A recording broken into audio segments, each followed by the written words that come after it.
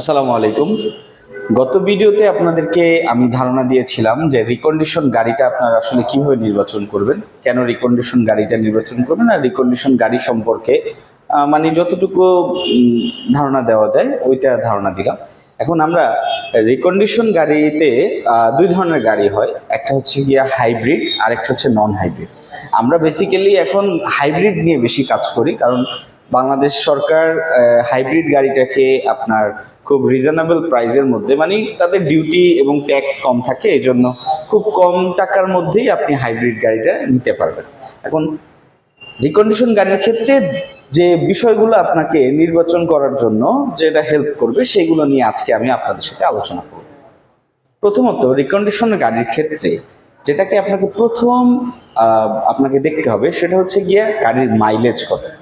দেখেন, তিন ক্যাটাগরির গাড়ি থাকে আপনার, আমাদের এখানে তিন ক্যাটাগরির গাড়ি আছে। এই যে গাড়িটা দেখতে পাচ্ছেন এটা হচ্ছে গিয়ে আপনার 2500 সিসির গাড়ি। পাশে যেটা দেখছেন এটা হচ্ছে 1800 সিসির গাড়ি।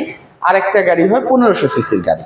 তিন গাড়ির ক্ষেত্রে রিকন্ডিশনের ক্ষেত্রে তিন রকমের চিন্তা ভাবনা করতে হবে। আমরা যেহেতু হাইব্রিড নিয়ে কাজ করছি এখন, তাই এই জন্য আপনাদেরকে আমি হাইব্রিড নিয়ে একটা ধারণা দিই।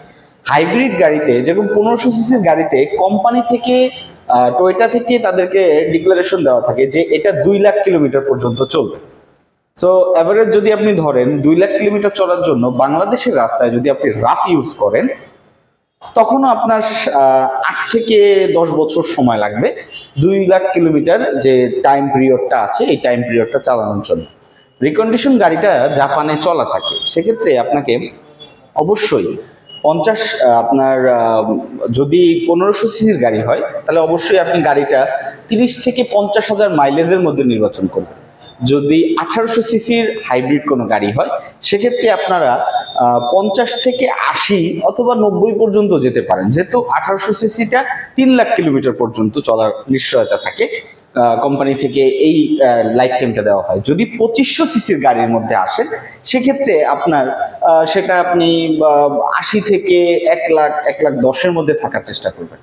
এই গেল হচ্ছে মাইলেজ।